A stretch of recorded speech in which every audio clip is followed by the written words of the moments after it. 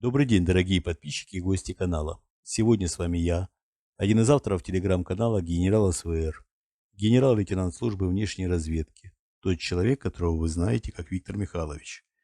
Сегодня у нас 1 июля, пятница, выпуск промежуточный, он же экстренный. Экстренный, потому что идет война. И я хочу вас попросить, досмотрев до конца это видео, поставить лайк, если вам понравилось, и подписаться на наш канал, если вы еще не подписаны.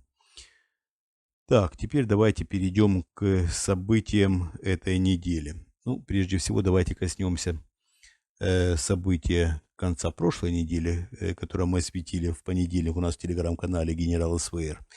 Это встреча Путина и Лукашенко. Путин на переговорах с Лукашенко практически убедил его, даже, скажем прямо, не убедил, а сломал, да, во время этих переговоров Лукашенко. И Лукашенко дал прямые обещания, что он делает крайне редко, по крайней мере в беседах с Владимиром Путиным. Дал прямые обещания по возможности вступить в войну в Украине, даже не то, что по возможности, по приказу Владимира Путина. Лукашенко пообещал вступить на стороне Российской Федерации в войну в Украине. Пообещал еще много чего, пообещал и объединение в триединое государство. Владимир Путин довольно серьезно надавил на Лукашенко, и Лукашенко фактически сдался и пообещал все, что требовал от него президент России Владимир Путин.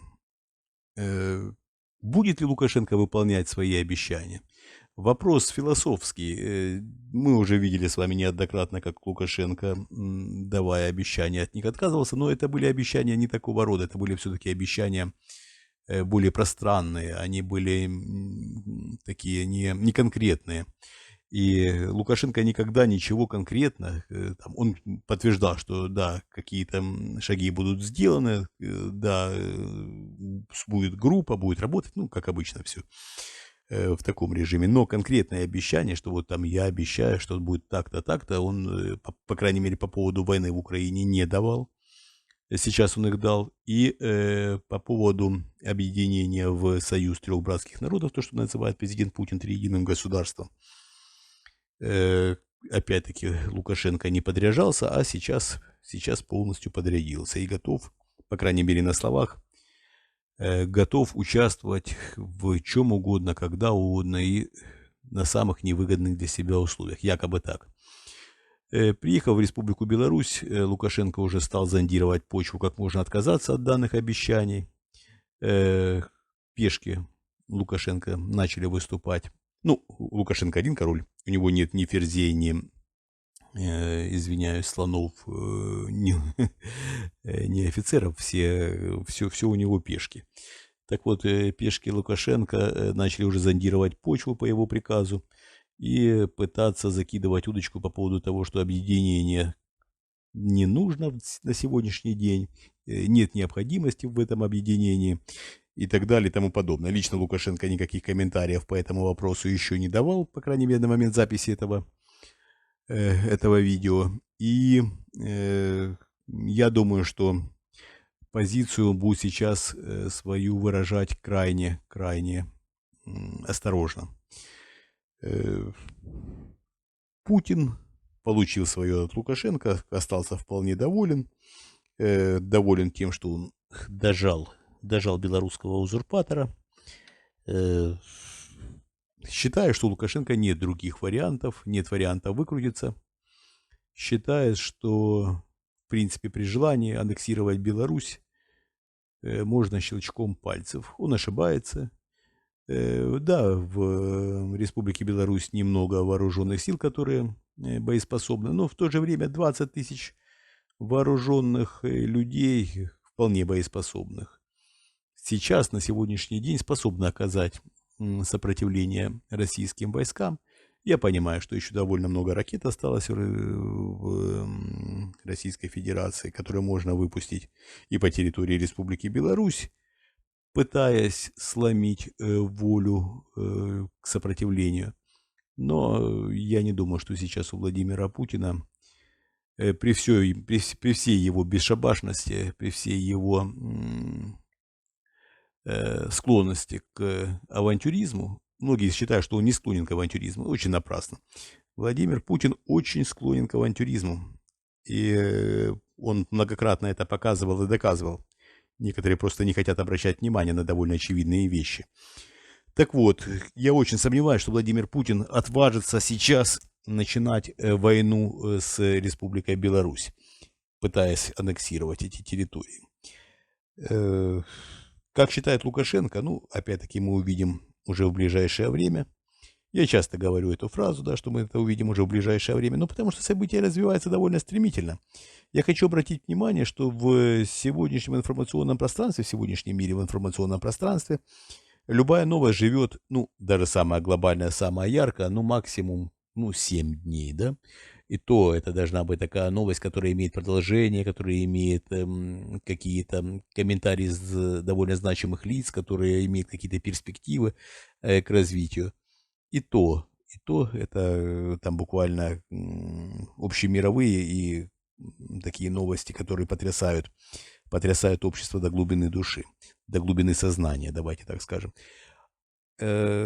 Является ли война такой новостью? Ну, безусловно, вначале это была общемировая новость, и продержалась она, конечно, значительно дольше, чем 7 дней, держалась довольно долго в информационном пространстве, но потому что события развивались.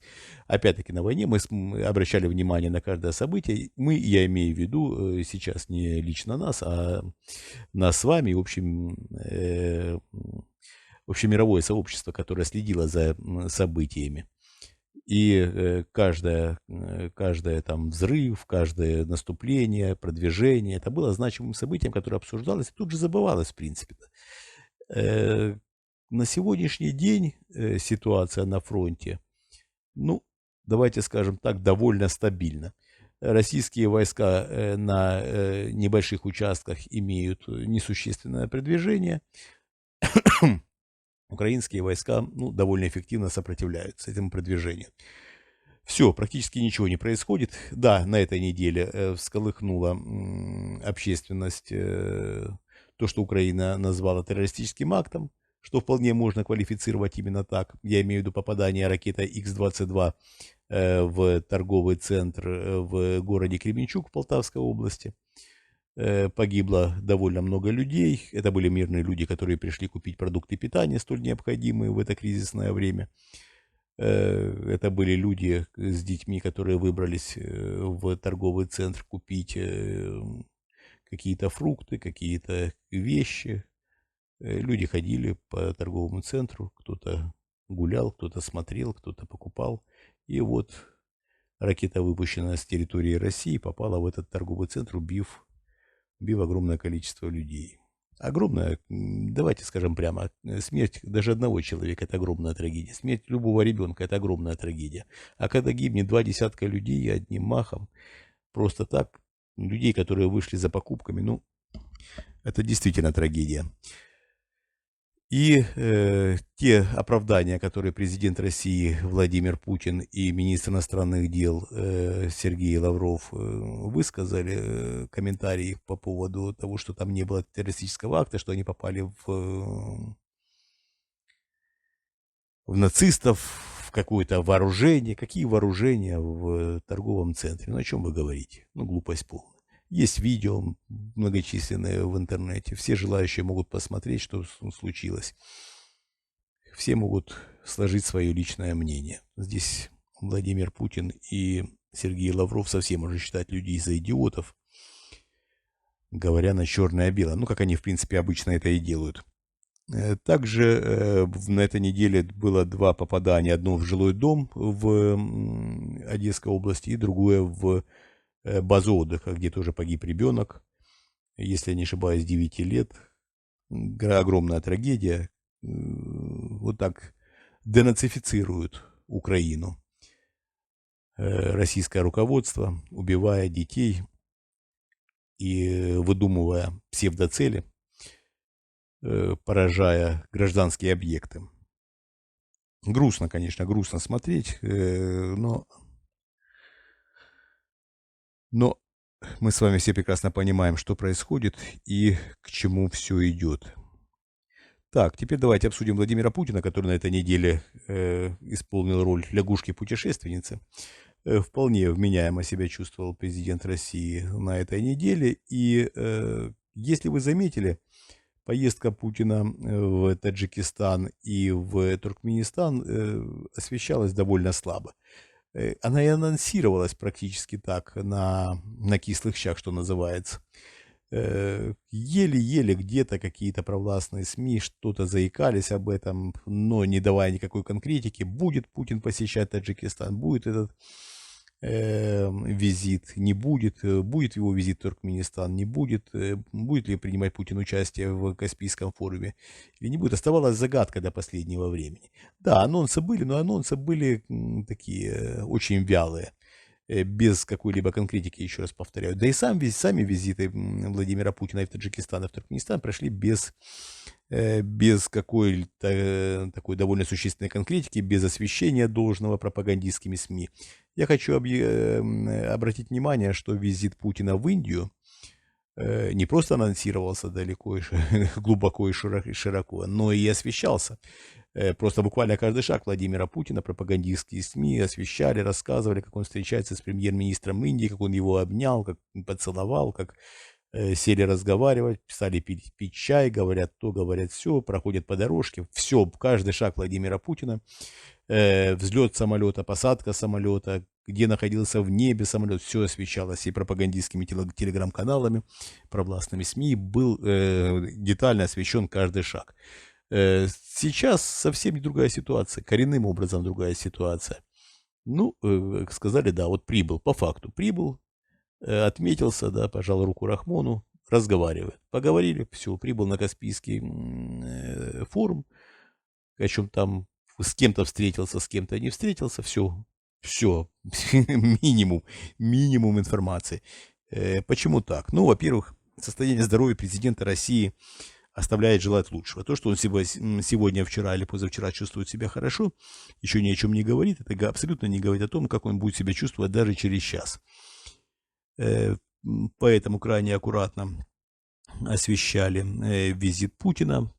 Все прошло неплохо для самого президента России Владимира Путина. Он встретился и с Рахмоном, обсудив, ну, в основном перспективы отношений. Путин с Рахмоном были в ссоре, не то чтобы в ссоре, просто слабо общались. Рахмон был крайне недоволен поведением президента России Владимира Путина, который заигрывал с талибами, пока не понял, что это заигрывание как раз во спасение Таджикистана, во спасение самого Рахмона. Потому что талибы, это ни для кого не секрет, планировали аннексию территории Таджикистана, а вторгнувшись в Таджикистан в то время, пока Россия воюет в Украине, огромные шансы у талибов захватить территории. Российское руководство задобрило талибов, купило фактически отказ от планов по аннексии территории Таджикистана. Стоимость сделки, мы уже об этом рассказывали, $5 миллиардов. За $5 миллиардов там частично оплачено деньгами, частично отдадут еще продуктами, товарами и энергоносителями. Все это в каком-то промежутке времени, если я не ошибаюсь, в районе около то ли 9 месяцев, то ли около года. В подробности этих переговоров я, честно говоря, особо не вникал. Мне важен был факт договоренности и о чем договорились, собственно говоря. А то, как будет, по крайней мере, я знаю на 100%, что деньги уже оплачены. А то, что касается товаров и энергоносителей, честно говоря, интересует не очень, потому что это уже суть внутренних договоренностей этих двух субъектов.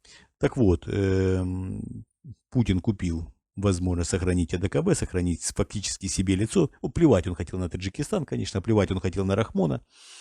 Ему важно было сохранить АДКБ, важно было не получить пощечину, не просто пощечину, а серьезнейший удар в челюсть от талибов. Если бы талибы начали аннексию, Нет никаких сомнений, что что у них бы это получилось, и Россия не смогла бы вмешаться должным образом, по крайней мере, потому что все войска боеспособные находятся в Украине, и оказывать сопротивление талибам в Таджикистане не было никакой возможности. Другие участники АДКБ не оказали бы нет никаких сомнений Таджикистану помощи.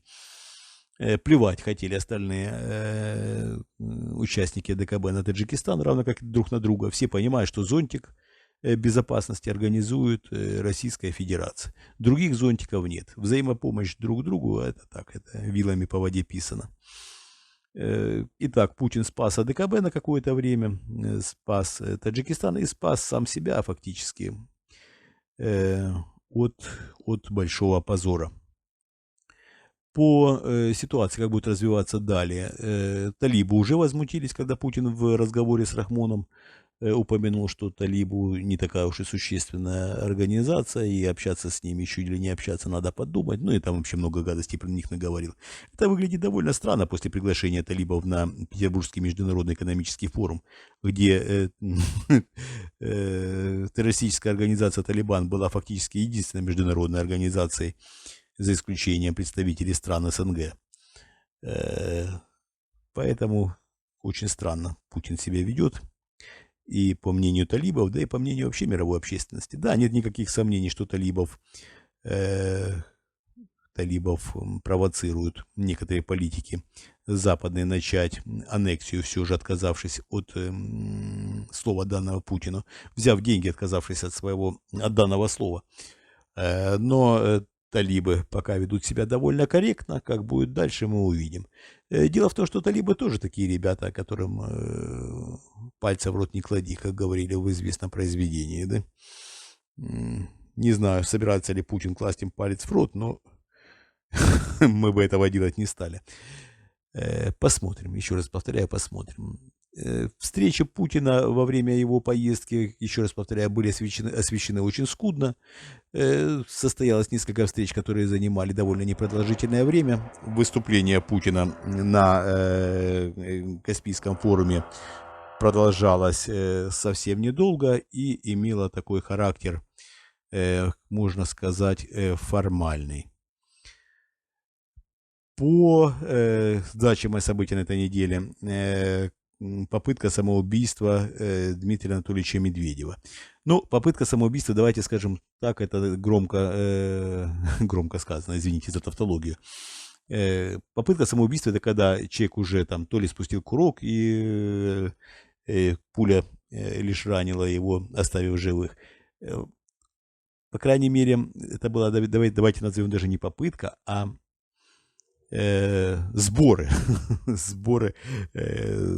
к самоубийству. Я действительно написал, всего было написано 6 записок Дмитрием Анатольевичем Медведевым, прощальных, в которой он там обвинял и Путина, и Патрушева, и еще ряд лиц в том, что они его довели до такого состояния, когда он готов покончить жизнь самоубийством. Также он писал, что он ничтожество, о чем-то там сожалел. Это даже не суть важно. Мы с вами прекрасно понимаем, кто такой Дмитрий Анатольевич. Нельзя сказать наверняка, собирался ли он действительно заканчивать жизнь самоубийством. Он был вдребезги пьян. И охрана его нашла именно в состоянии сильнейшего алкогольного опьянения. У него был действительно в руках пистолет. Многие говорят, что он на что-то способен, на что-то не способен. Ну, скажем так, пьяный человек вообще способен на многое.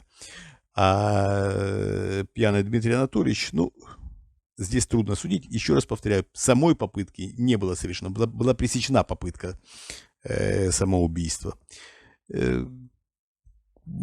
Путин дал распоряжение спиртное пока Дмитрию Анатольевичу не давать, оружие конфисковать, не допускать дальнейших попыток. Что, собственно говоря, довольно эффективно исполняет охрана. Так, дальнейшие, давайте, наверное, события, которые произошли на этой неделе, мы с вами обсудим вместе с Сергеем Жирновым в итогах недели, которые будут в это воскресенье. А сейчас я хочу вас попросить поставить лайк к этому видео, подписаться на наш канал, если вы не подписаны, и если есть возможность помочь нам, нашей деятельности, и поддержать нас подпиской на Patreon. Там довольно несложный алгоритм. Для нас это действительно поддержка и понимание того, что мы все делаем не зря. Плюс есть возможность спонсировать наш YouTube-канал и наши криптовалютные кошельки, тоже не забывайте. В итогах недели более существенно все обсудим. На сегодня это все. Мы вас любим, и это искренне. Всего доброго. До свидания.